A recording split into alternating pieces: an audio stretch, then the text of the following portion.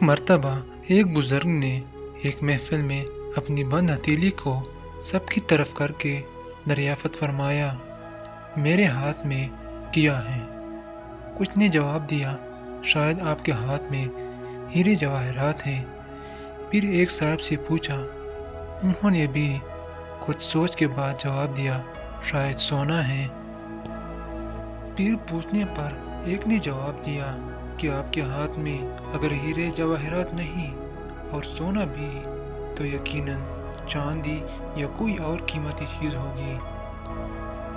تب ان بزرگ نے اپنے ہاتھ کو کھولا تو ان کے ہاتھ پر چند کنکریاں تھی۔ سب حیران رہ گئے۔